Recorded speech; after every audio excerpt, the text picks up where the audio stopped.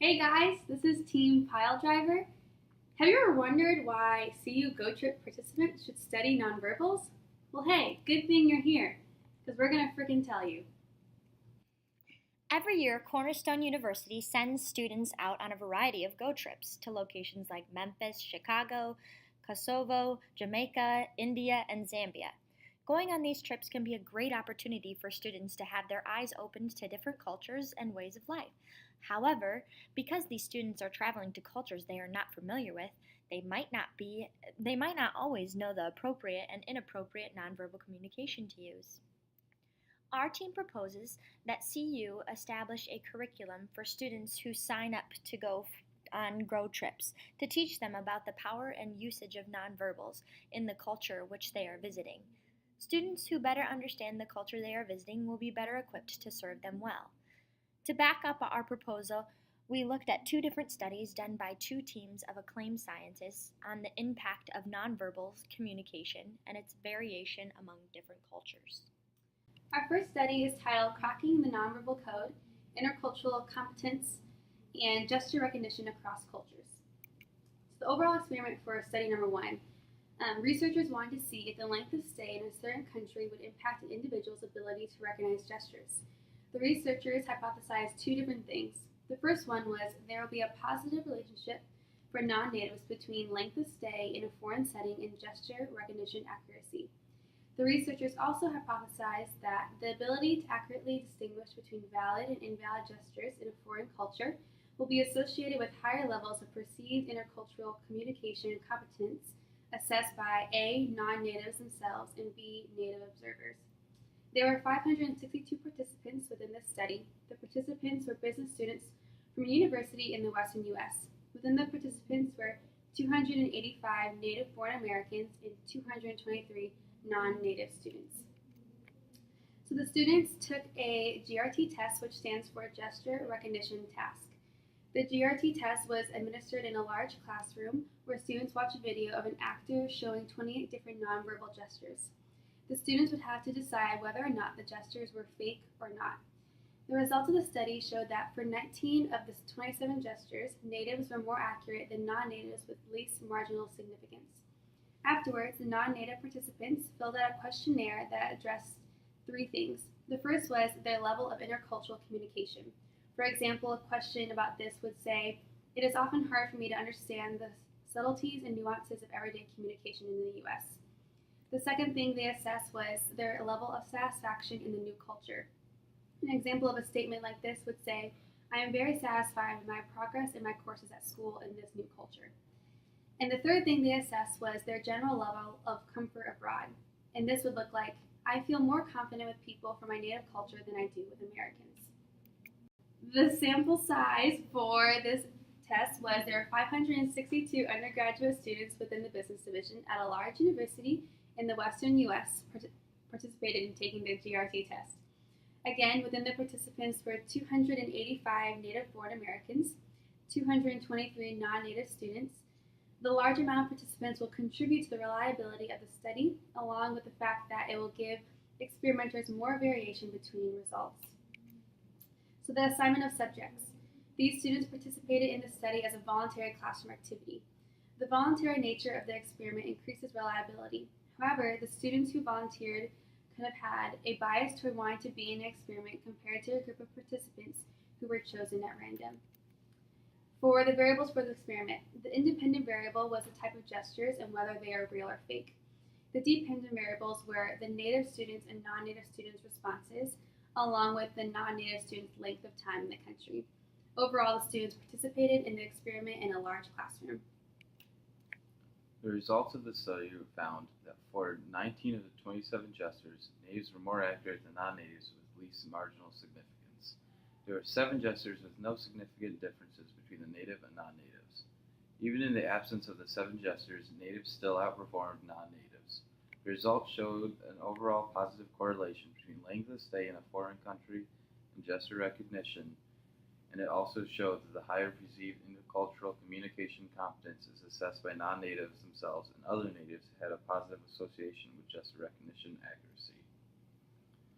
The information allowed for the replication of the test. The test used the experiment are highly repeatable. The study provided all the necessary details to replicate the same gestures that were shown to participants, as well as the questions that were used to measure volunteers' intercultural communication competencies. The anecdotal evidence of the test showed that both of the tests in the study were conducted based off a 7-point Likert type scale. So a 1 is strongly agree and 7 is strongly disagree questions. So there is no formal anecdotal evidence, i.e. testimonies, stories, or photos, used in the study to produce answers. Peer review. This article was published on May 1st, 2005 in the Journal of Cross-Cultural Psychology. The Journal of Cross-Cultural Psychology for over 50 years has provided a leading interdisciplinary forum for psychologists, sociologists, and other researchers who study relations between culture and behavior. The journal is edited and reviewed by Deborah L. Best of Wake Forest University, along with a team of other associate editors from various international universities. So the implications of the study has on Go Trips. The implications of the study shows that for more effective interactions between CU students and foreign people on Go Trips, training should be conducted. This training will show if the students can properly use gestures and nonverbal communication to reduce confusion, especially among students and others who speak different languages. As students themselves and native instructors rate them as having high intercultural communication competencies, then they are more likely to avoid confusion and correctly communicate using gestures. The study showed that the length of time in other foreign countries or cultures correlates with more effective nonverbal communication. Training students ahead of the trip with people native or highly familiar with those cultures will ready them to have a better understanding of proper gestures to use to avoid confusion. The second study we looked at was called Cross-Cultural Differences in Recognizing Effect from Body Posture. There were two parts to this study. The first was identifying body's posture. The study's goal was to see what the difference is between each culture's posture when experiencing 4 different emotions: anger, fear, happiness, and sadness. In this study, 25 Japanese, 25 Sri Lankans, and 20 Caucasian Americans were participating in a test that was conducted online, where they used computer avatars to create a non-gender, non-culturally specific person in an attempt to eliminate bias, and also eliminate the facial expressions to solely focus on the posture. Each of the participants looked at these different figures, as you can see on the right, and analyzed what emotion they were feeling. The second part of the experiment was measuring the intensity of the emotion. The aim of the study was to assess the intensity according to the intensity value, i.e. a number from 1 being the lowest to 5 being the highest, and how the observers associated it in the 3 different cultures. Within the samples, they were shown 21 postures for angry, 19 for fear, 15 for happy, and 16 for sad. Subsequently, to better qualify which differences occurred between the cultures, for each emotional category, they used a post hoc test and bona fide correction in order to validate their research. The sample size for the second study were that the participants consisted of 25 Japanese representing the Asian culture, 25 Sri Lankans representing the Indian cultures, and 20 Caucasian Americans representing Western cultures. The American participants were born and raised in the U.S. with a heritage dating back at least 2 generations. Ancestry of the Americans were non-Asian and non-Hispanic in all but 1 case. The Japanese and Sri Lankan observers were all within a similar age range and came from a similar educational background and career. The age range amongst the Americans was much greater, as was the career status, while the educational level was similar to that of the other cultures. Researchers expressed regret for not having even sample sizes because of their inability to have found enough American participants. Assignment of subjects. In this experiment, the subjects were not subdivided into groups. Each subject observed a randomized set of actions varying in culture. The series of observations were in an online format. However, the test subjects made the observation in the lab in Japan.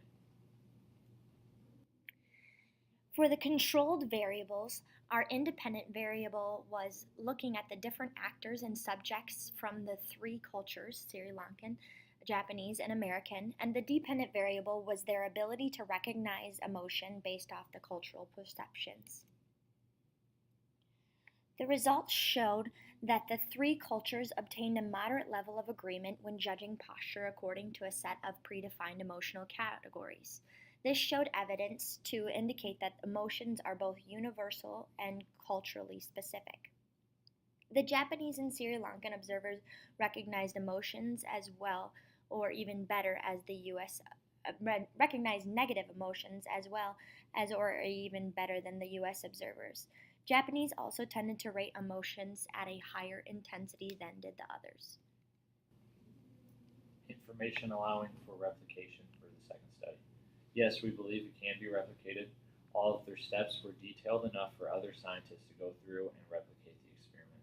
A few problems were finding the right people and having the best technology available that hurt the experiment in the long run. The problem the study had was the sample size having an inconsistent amount of subjects for each culture. If the experiment were to be conducted again in the correct ways, the experiment could be done more accurately.